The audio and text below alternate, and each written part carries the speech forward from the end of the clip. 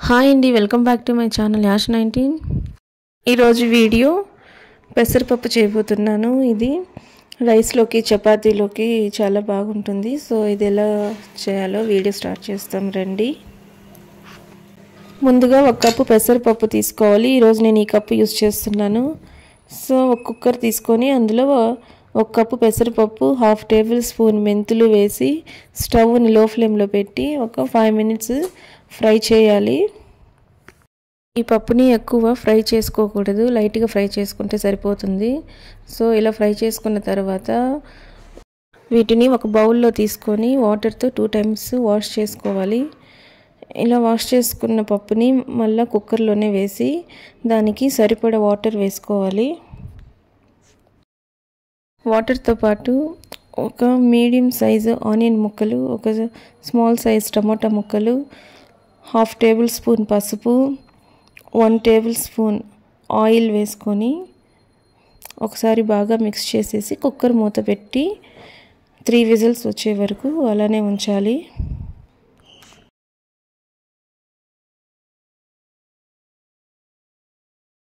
పప్పు మరీ మెత్తగా ఉడకాల్సిన అవసరం లేదు. ఇలా వీడియోలో చూపించిన రకంగా పప్పు ఉడకబెట్టుకుంటే సరిపోతుంది. సో ఈ పప్పుని ఒకసారి బాగా మిక్స్ చేసేసి ఇప్పుడు దీనిలో స్పైసెస్ యాడ్ చేసుకుందాం. సో 1.5 టేబుల్ స్పూన్ కారం, రుచికి సరిపడే సాల్ట్ వేసి ఈ పప్పుని బాగా మిక్స్ చేయాలి. పప్పు చాలా థిక్గా ఉంది కాబట్టి ఇందులో కొంచెం వాటర్ వేసి మిక్స్ చేసుకుందాం. సో ఇప్పుడు దీనికి పోపు రెడీ చేస్తాం.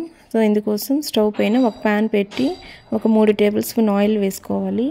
ఆయిల్ హీట్ ఎక్కిన తర్వాత 1/2 టేబుల్ స్పూన్ ఉద్దిపప్పు ఆవాలు, 1/2 టేబుల్ స్పూన్ జీలకర్ర, ఒక ఎండుమిరపకాయ, కొంచెం కరివేపాకు, క్రష్డ్ గార్లిక్ వేసుకొని వీటన్నిటిని ఫ్రై చేయాలి.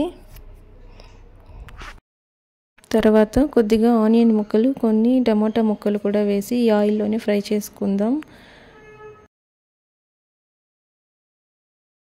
ఇవన్నీ ఫ్రై చేసుకున్న తర్వాత మనం రెడీ చేసి పెట్టుకొని ఉన్న పప్పుని ఈ ప్యాన్లో వేసి వీటిని బాగా ఉడికించుకోవాలి.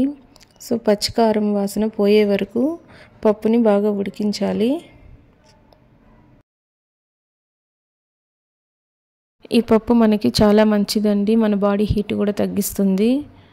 సో ఇదిలాగా ఈ పప్పుని బాగా ఉడికించుకునేసి ఫైనల్గా కొంచెం కొరియాండర్ లీవ్స్, సాల్ట్ ఒకసారి చెక్ చేసుకొని సాల్ట్ తక్కువగా ఉంటే యాడ్ చేసుకోవచ్చు. ఇంతేనండి, మనకి హెల్తీ అయిన పెసరపప్పు రెడీ అయినట్లే.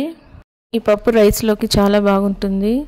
ఈ పప్పుతో పాటు కొద్దిగా నెయ్యి వేసుకొని తింటే ఇంకా చాలా టేస్ట్గా ఉంటుంది.